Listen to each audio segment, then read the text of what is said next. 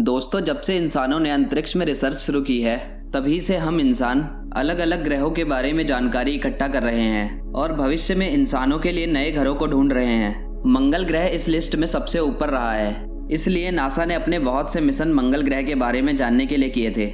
लेकिन 2008 में space x की फॉर्मेशन के बाद ही यह रेस और भी ज्यादा तेज हो गई। दुनिया में एक ऐसी स्पेस ऑर्गेनाइजेशन प्राइवेट कंपनी बनी जिसके सीईओ एलॉन मस्क का केवल एक ही सपना है कि मंगल ग्रह पर बसना। ह्यूमंस को किसी भी चीज के लिए वेट करना पसंद नहीं है। एलॉन मस्क चाहते हैं कि साल 2050 तक हम मार्स को कॉलोनाइज कर लें। हालांकि अभी तक ये बात बहुत ही इम्पॉसिबल लगती है, लेकिन एलॉन मस्क का कुछ भरोसा नहीं किया जा सकता क्योंकि एलॉन मस्क 2026 तक मंगल पर कॉलोनी बसाने का प्लान बना रहे हैं। इसका मतलब ये हुआ कि बहुत जल्द हम इंसान पृथ्वी के अलावा किसी और ग्रह पर भी जाकर रह सकेंगे। हाँ, वैसे सोचकर खुशी तो बहुत होती है, लेकिन उससे ज्यादा अजीब लगता है क्योंकि पृथ्वी को छोड़कर कहीं और रहने का ख्याल कभी आया ही नहीं। ऐसे में इसे छोड़ना बहुत मुश्किल रहेगा। लेकिन यहाँ ये सवाल आता है कि हमें पृथ्वी को छोड़कर जाना ही क्यों पड़ेगा? हमारे सोलर सिस्टम में इतने सारे ग्रह हैं, तो हमने मंगल को ही क्यों चुना? क्या मंगल पृथ्वी जैसा ही ग्रह है? क्या भविष्य में वहाँ जीवन की संभावनाएं हैं या पहले कभी वहाँ जीवन रहा है? आज की इस वीडियो में हम ऐसे ही सवालों के जवाब जानेंगे, तो वीडियो को पूरा जरूर देखें और बने रहे एंड तक मेरे साथ। दोस्तों, जिस तरह से पृथ्वी पर संसाधन तेजी से खत्म हो रहा है और पृथ्वी का असंतुलन बढ़ रहा है, यहाँ कभी भी तबाही हो सकती है। स्टीफन हॉकिंग ने भी कहा था कि हमें पृथ्वी को छोड़कर जाना ही होगा क्योंकि यहाँ कभी भी विनाश हो सकता है। और फिर एलोन मस्क का कहना है कि जिस तरह आज से लगभग 65 मिलियन सालों पहले एक एस्टेरॉयड के टकराने से डायनासोर्स का अस्तित्व पृथ्वी से पूरी तरह खत्म हो गया था, उसी तरह ऐसी घटनाएं भविष्य में कभी भी घट सकती है। इसलिए हमें कोई और ठिकाना ढूंढ ही लेना चाहिए। इसीलिए उनकी कंपनी स्पेस एक्स मंगल को पृथ्वी जैसा ग्रह बनाने की प्लानिंग कर रही है ताकि वहां इंसानी जीवन संभव हो सके।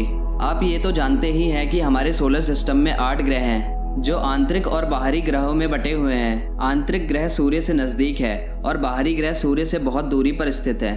आंतरिक ग्रहों में 4 ग्रह आते हैं, मर्क्यूरी, वीनस, अर्थ और मार्स। ये चारों ग्रह टेरेस्ट्रियल है, यानी इनके पास सरफेस है। और बाहरी ग्रहों में भी 4 ग्रह आते हैं, जुपिटर, सैटर्न, यूरेनस और नेपच्यून। ये चारों ग्रह गैस से बने प्लैनेट्स हैं और इनके पास सरफेस नहीं है। अब इनमें से केवल मंगल ग्रह को चुनने का कारण रहा इस पे जीवन की संभावनाएं मिलना, जबकि बाकी ग्रहों पर ऐसी कोई संभावनाएं नहीं मिलती है। बुध ग्रह तो सूर्य से सबसे नजदीकी ग्रह है, जिसके कारण वह सूर्य की गर्मी से बहुत ही ज्यादा गर्म रहता है। बुध ग्रह पर दिन का टेम्परेचर 430 डिग्री सेल्सियस रहता है, जबकि रात को -180 डिग्री तक। इस टेम्परेचर का हम अंदाजा भी नहीं लगा सकते, तो वहाँ रहने के बारे में कैसे सोच सकते हैं? अब इसके बाद शुक्र ग्रह की बात करें तो यहाँ सल्फ्यूरिक एसिड की बारिश होती रहती है। यहाँ पानी भी नहीं है। ऊपर से इसका टेम्परेचर इतना हाई रहता है कि सबसे गर्म ग्रह यही है, जिसके कारण यहाँ पर भी जीवन संभव नहीं है। और इसके अलावा बाहरी प्लैनेट सारे गैसों से बने हैं, जिससे इन प्लैनेट्स पर भी नहीं रहा जा सकता। और इसके अलावा बचे अर्थ और मार्स, जिसमें अर्थ पे तो हम पहले से ही रहते हैं, और मंगल जो सूर्य की नजदीकी ग्रहों में 4थे नंबर पर आता है। इसमें पृथ्वी की तरह अपना सरफेस भी है। ये ग्रह बाकी ग्रहों की तुलना में ना ही बहुत ज्यादा गर्म है और ना ही बहुत ज्यादा ठंडा, यानी मंगल ग्रह पर इंसान का जीवन संभव हो सकता है। लेकिन इस पर जीवन इतना आसान नहीं होगा क्योंकि यह ग्रह अभी इंसानों के रहने लायक बिल्कुल नहीं है। मंगल ग्रह, जिसे मार्स भी कहा जाता है, इसे इसका नाम रोमन गॉड ऑफ वॉर से मिला है। इसे रेड प्लैनेट यानी कि लाल ग्रह भी कहते हैं। इसका मतलब ये बिल्कुल भी नहीं है कि मंगल ग्रह बहुत गर्म है, बल्कि इसका मतलब ये है कि मंगल ग्रह का रंग यहाँ मौजूद धूल की वजह से लाल है, क्योंकि यहाँ की मिट्टी और चट्टानों में आयरन ऑक्साइड काफी ज्यादा मात्रा में मौजूद है, जिसे हम रस्ट भी कहते हैं। मंगल का वातावरण पृथ्वी की तुलना में बहुत ही पतला है, इसलिए इसका वातावरण गर्मी को अपने अंदर रोक नहीं पाता, जिस कारण ये ग्रह इतना ठंडा है जिसे हम एक ठंडा रेगिस्तान भी कह सकते हैं। यहाँ पानी लिक्विड के फॉर्म में मौजूद नहीं है। आज भले ही मंगल पर पानी मिलना मुश्किल लग रहा हो, लेकिन एक समय पर मंगल ग्रह पर बाढ़ आई होगी, इसके निशान मिले हैं। और वैज्ञानिकों के अनुसार मंगल ग्रह पर एक नदी के एविडेंस भी मिले हैं। और तभी से हमारे भविष्य के लिए मंगल ग्रह पर पानी की उम्मीद काफी बड़ी है, और हमारे जीवन की भी।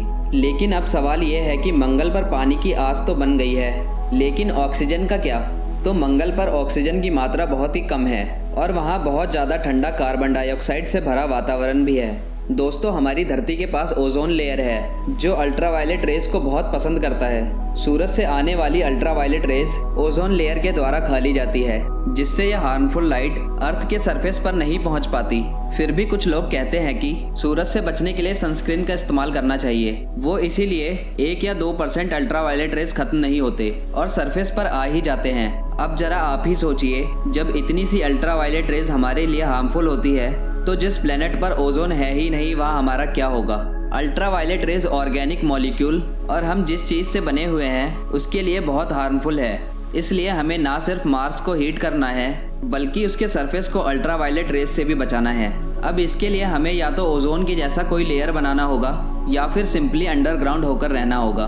इतनी सारी मुश्किलों के बाद भी वैज्ञानिक मानते हैं कि मार्स पर रहना पॉसिबल है। नासा के द्वारा की गई स्टडीज के मुताबिक मार्शियन एनवायरनमेंट को बदलकर सस्टेनेबल बनाना अभी भी हमारी टेक्नोलॉजी के साथ पॉसिबल नहीं है। इसलिए जिस भी तरह की सिटी हम मार्स पर बनाएंगे वो उसके कंडीशंस को देखकर ही बनानी होगी। तो दोस्तों, आज की वीडियो में बस इतना ही। मुझे उम्मीद है अब तक आपको ये समझ आ गया होगा कि मंगल ग्रह पर इंसानी सभ्यता को बसाने के लिए कितने सारे चैलेंजेस हैं और कितने सारे आइडियाज़ भी हैं उससे लड़ने के लिए। तो उम्मीद है कि आने वाले फ्यूचर में हम जल्द ही मंगल ग्रह को भी कॉलोनाइज कर लेंगे। आपका क्या ख्याल है इस बात पर, हमें नीचे कमेंट करके ज़रूर बताएं। तो दोस्तों, मुझे उम्मीद है कि आज की इस वीडियो से आपने कुछ नया ज़रूर सीखा होगा और अगर सीखा तो वीडियो को लाइक और चैनल को सब्सक्राइब जरूर करें और साथ ही अपने फ्रेंड्स और फैमिली के साथ ज़रूर शेयर करें। मैं मिलता हूँ आपको अपनी नेक्स्ट वीडियो में, तब तक के लिए बाय, जय हिंद।